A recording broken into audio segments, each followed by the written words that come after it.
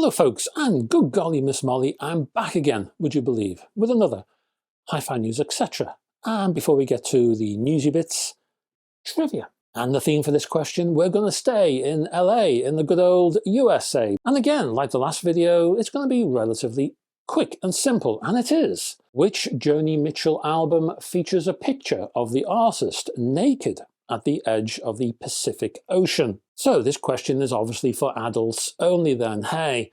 But don't worry, to retain a sense of decorum, I read the question with my eyes closed. And that question, one more time, which Joni Mitchell album features a picture of the artist naked at the edge of the Pacific Ocean? Don't go Googling this one again, please. As I always say, no, what's the word?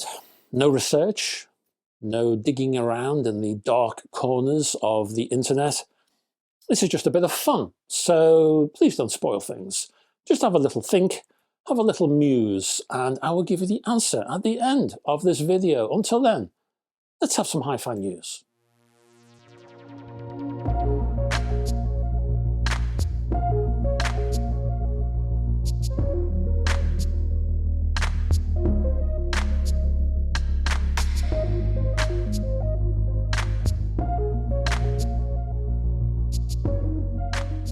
And we will begin with Dynaudio and the Contour Classic speakers.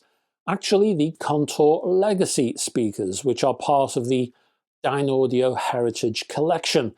Each panel of each cabinet, for example, is made from a composite board made from the same source, faced by a layer of American walnut. Up top is an Ester 28mm tweeter. Underneath is a pair of 18cm MSP mid-bass units.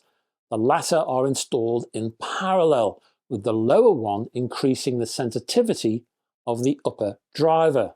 So, the upper driver handles mid-range and bass, while the lower one just handles the bass. No crossover was available off the shelf to handle all of this, so a new one was designed from scratch.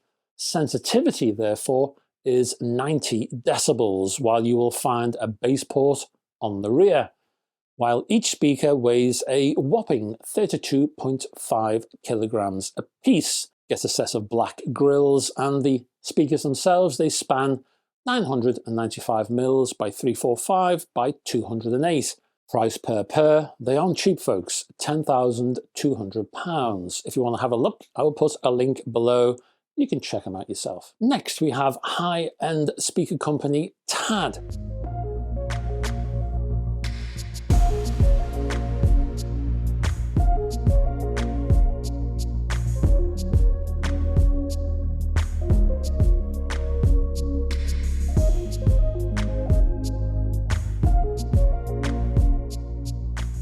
And they've announced the TAD ME1 TX, which is to replace the TAD ME1, introduced in 2016.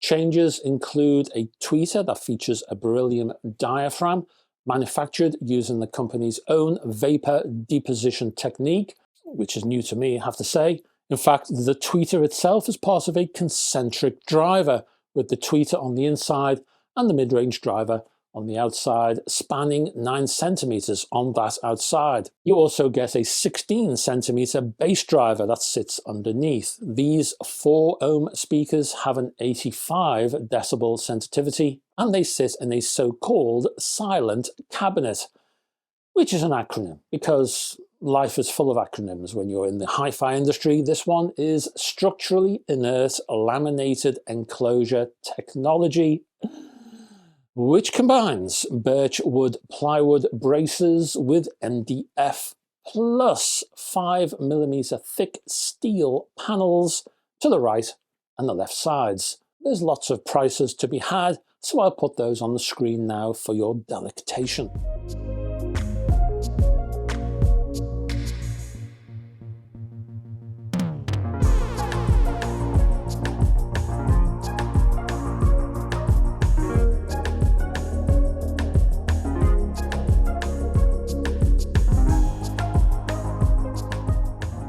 Next up, we have the Japanese outfit JICO. I think that's how you pronounce the company. They've released the Clipper, a moving magnet turntable cartridge, presented in a rather snazzy gloss black resin chassis, compatible with the Shure 44 series replacement styli, including JICO's own ND or nude diamond, the SD or synthetic diamond, or the Marita wooden cantilever, also the SAS models, as well as vintage Shure styli. The Clipper uses a tapered S cantilever design to improve performance and to increase accuracy, apparently. Price for this interesting device is £399.95. Again, I will put a link below.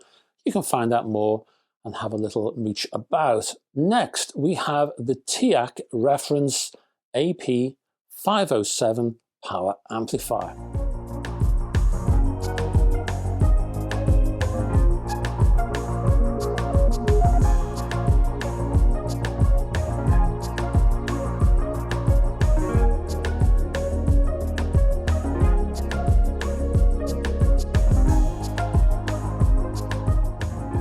The 507 is rated at 70 watts into 8 ohms, and it comes with an Encore X power amplifier module inside, manufactured by Hypex in the Netherlands.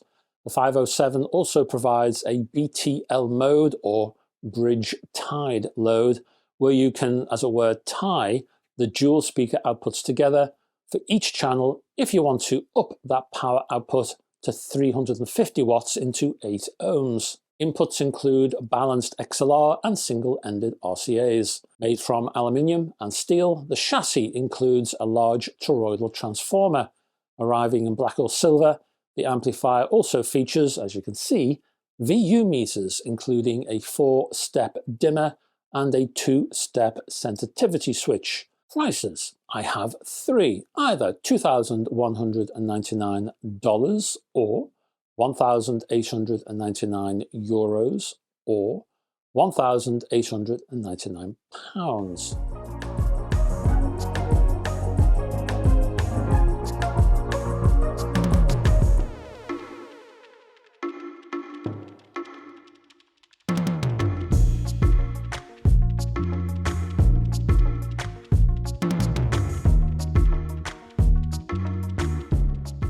Next, we have some headphones from Audio-Technica, the ATH-CC500BT2 cartilage conduction headphones. Now, in case you're unaware, cartilage conduction transmits sound to the inner ear through the ear cartilage.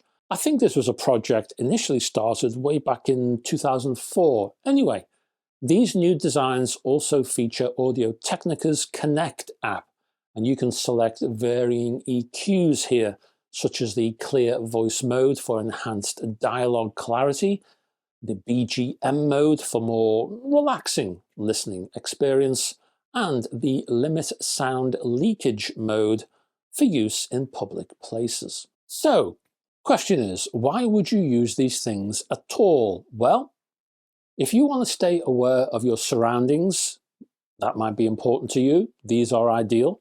If you can't have ear cups pressing on your ears because of some sort of sensitivity around your ears, maybe pain inducing, or you have a thing about hygiene or safety is paramount in whatever situation, or for example, you might not like taking phone calls with headphones on because you can often miscalculate the volume of your voice. You can find yourself shouting in the middle of the high street. I've done it myself. So these earphones might just be for you. Battery life is around 20 hours from a full charge, with a 10-minute quick charge, giving around 120 minutes of play. This thing also includes noise reduction, it's water resistant, and you can connect them to 2 devices simultaneously. It also supports a voice assistant, and the price, well, I have 2, either £119 or €139. And that's your lot, folks. But before I disappear, let me give you an answer to that trivia question. Let me remind you of the question itself first. And the question is, which Joni Mitchell album features a picture of the artist naked at the edge of the Pacific Ocean? And the answer is For the Roses. The album was called For the Roses. This 1972 album was initially supposed to feature Joel Bernstein's picture of a naked Joni Mitchell standing on rocks over the Pacific on the cover, on the front cover. Then someone pointed out the potential indignity of her having a $6.98 sticker over her backside. Thus, the picture was relegated to the gatefold. So now you know, we've got to keep Joni happy, haven't we? Hey, apparently. So, thank you very much for staying to the end of this particular video. Before I go, once more, I'd like to thank you very much for all of your support. I ain't going anywhere without it, folks, so it is essential. So thank you very much for that. I will be back with another one of these very soon indeed. And until then, folks, bye-bye for now.